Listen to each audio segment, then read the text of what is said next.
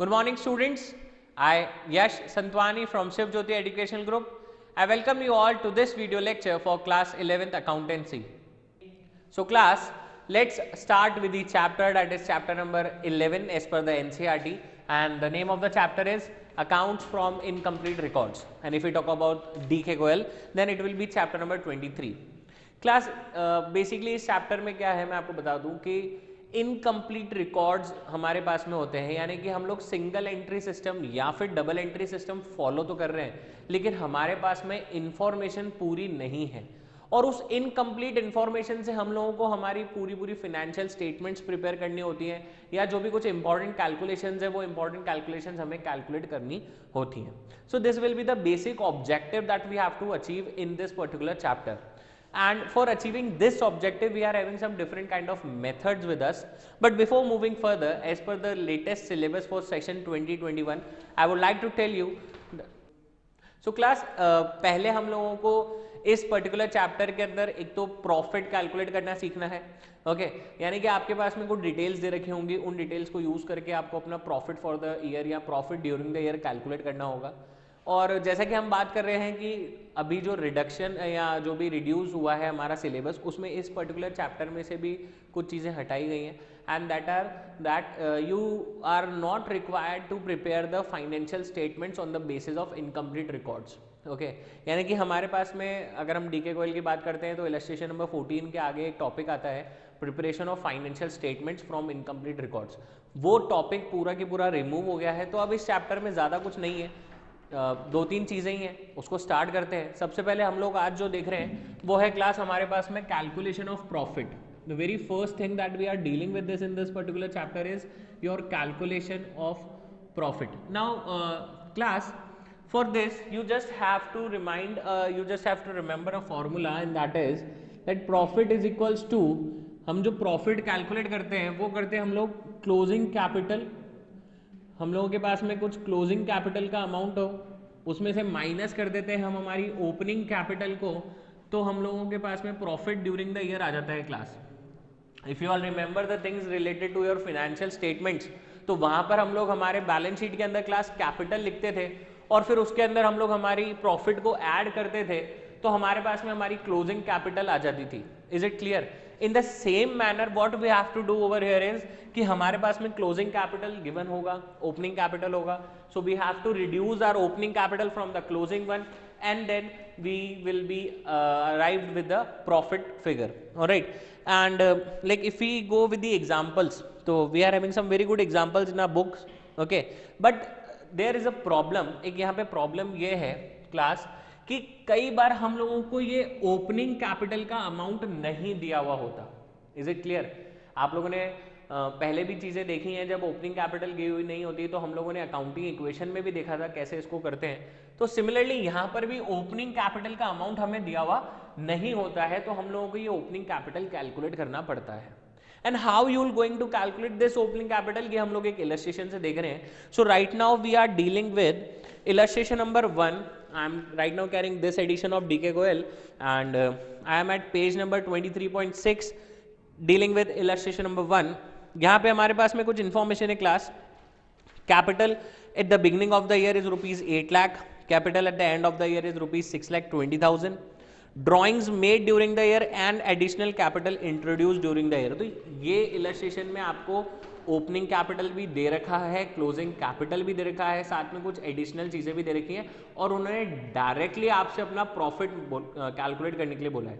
तो पहले हम लोग देखते हैं प्रॉफिट कैलकुलेट कैसे होगा, फिर हम लोग बात करेंगे जो मैंने अभी बताया कि अगर ओपनिंग कैपिटल नहीं दे रखा होगा तो कैसे कैलकुलेट करना है. Is it clear?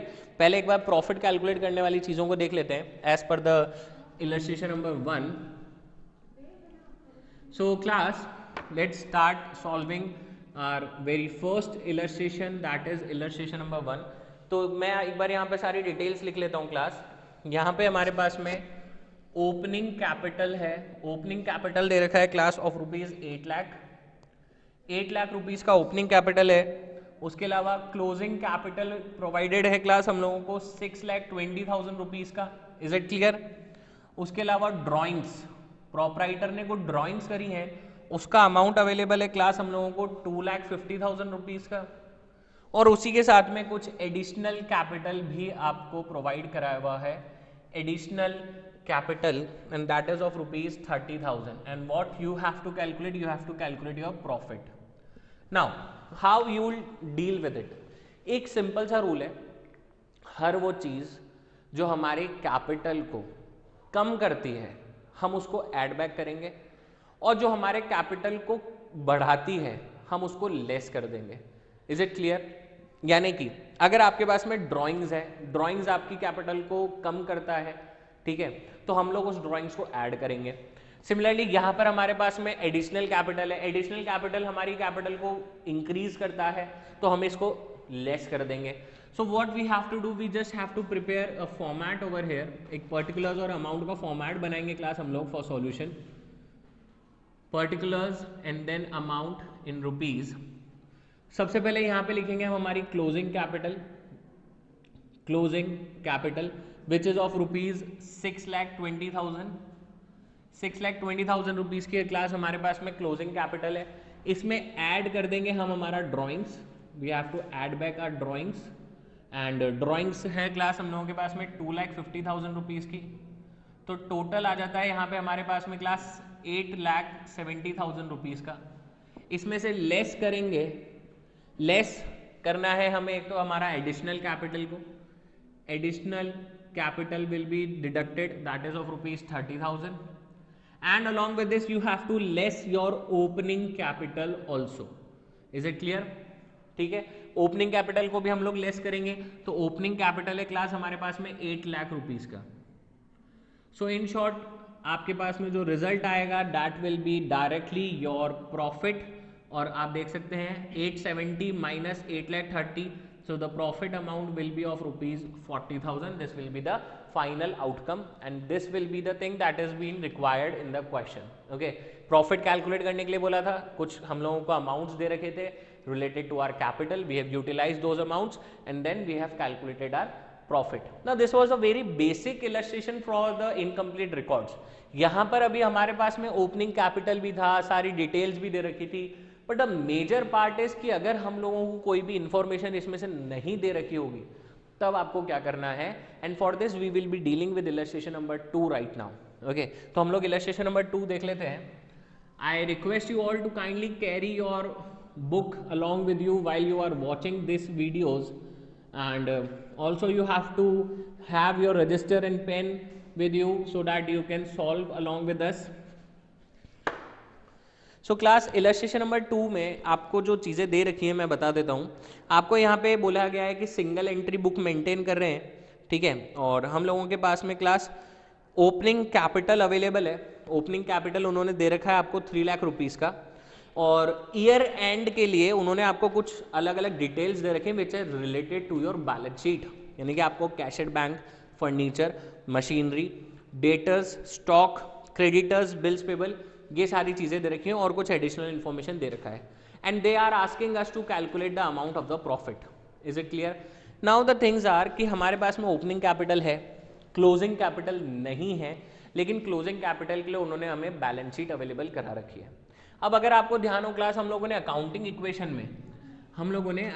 इक्वेशन में एक इक्वेशन पढ़ी है which is assets is equals to liabilities plus capital. Is it clear? Asset is equals to liabilities plus capital. But if we talk about the capital, अगर मुझे capital calculate करना हो तो वो कैसे होगा क्लास?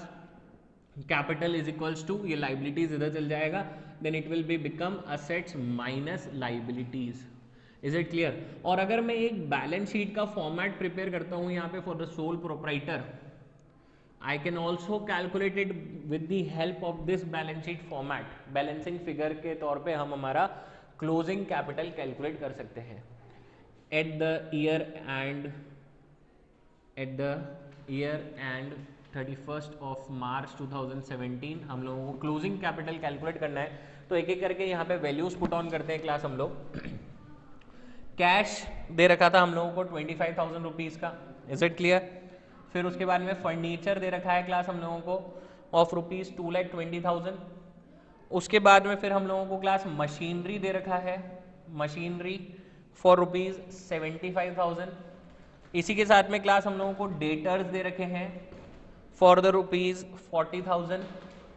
स्टॉक हम लोगों को दे रखा है इन्होंने, which is again asset for us and it is of rupees 60,000। यहाँ पर अगर हम देखते हैं तो हमारे पास में क्रेडिटर्स है लाइबिलिटी साइड पे, this is the liability side and this is your asset side. Is it clear? तो क्रेडिटर्स दे रखे हैं क्लास 70,000 रुपीज के, और साथ में बिल्स पेबल दे रखा है आपको, bills payable in that is of rupees 20,000। Is it clear? तो as we all are aware कि बैलेंस शीट के दोनों साइड इक्वल होते हैं, तो हम लोग एक बार टोटल देखते हैं यहाँ पे। तो यहाँ का टोटल अगर हम देख रहे हैं तो ये होगा हमारे पास में 4,20,000, this will B 4,20,000। And remember one thing class, right now I have mentioned balance sheet over here just because I am explaining you कि हम लोग इसको बैलेंस शीट की तरह ट्रीट कर रहे हैं, ठीक है ये बैलेंस शीट ही, लेकिन हम यहाँ पे मेंशन नहीं करेंगे balance sheet. Is it clear? You will not going to mention balance sheet over here. वो लिखा था क्योंकि मुझे आपको समझाना था कि हम बैलेंस शीट बना रहे हैं, बैलेंस शीट की तरह बनाना है, बैलेंस शीट की प्रॉपर्टीज यूज में लेनी है, लेकिन हम बैलेंस शीट मेंशन नहीं कर सकते because we are having incomplete information. तो उस वजह से इसको हम लोगों को इस स्टेटमेंट को हम लोग बोलते हैं statement of affairs, statement of affairs. Is it clear? So total आ रहा था क्लास हम लोगों के पास में 4,20,000 रुपीज का, 4,20,000 का, और ऐसे ही करके बैलेंसिंग फिगर आ गया है class 3,30,000 rupees. So this balancing figure will be considered as your capital balancing figure. Now rest of the things will remain same. हम लोगों को ओपनिंग कैपिटल दे रखा था, ओके हम लोगों को उन्होंने एडिशनल कैपिटल दे रखा है, ड्राइंग्स दे रखा है, और साथ में उन्होंने हम लोगों को opening capital closing capital calculate करवा लिया है। तो आप अपना प्रॉफिट कैलकुलेट कर सकते हैं। कैसे करेंगे? Same things will be followed जो अभी अपन ने करा। पहले यहाँ पे हमें लिखना होगा हमारा closing capital which is of rupees 3,30,000। इसमें ऐड कर देंगे हम हमारी ड्राइंग्स को ऐड करेंगे हम लोग विच इज ऑफ रुपीज 40,000 नहीं 15,000 की ड्राइंग्स है। सो दिस विल बिकम 3,45,000। इसमें से लेस एडिशनल कैपिटल आपको करना है, additional capital will be deducted and that is of rupees 40,000, और साथ में ही ओपनिंग कैपिटल को आपको रिड्यूस करना है which is of rupees 3 lakh. तो आप देखिए बैलेंसिंग फिगर जो आया है ये हमारा कहलाएगा class profit and the amount will be of rupees 5,000। That means profit earned during the year will be of rupees 5,000। तो कुछ इलस्ट्रेशंस हमारे पास में इस तरीके से भी हैं जहां पर आपको अपनी बैलेंस शीट या फिर स्टेटमेंट ऑफ अफेयर्स बोलना चाहिए बना के बैलेंसिंग फिगर के लिए आप अपना कैपिटल कैलकुलेट करेंगे, फिर उसके बाद में एडिशनल इंफॉर्मेशन को यूज करके you have to calculate your profit. Is it clear? So this was all about for today's video lecture and this was all about for today's statement of affairs topic. इसके जो बाकी topics हैं we will be discussing in our next part of this chapter. Till then keep practicing from the illustrations from the DKQL as well as from the NCERT. Stay home, stay safe. Thank you.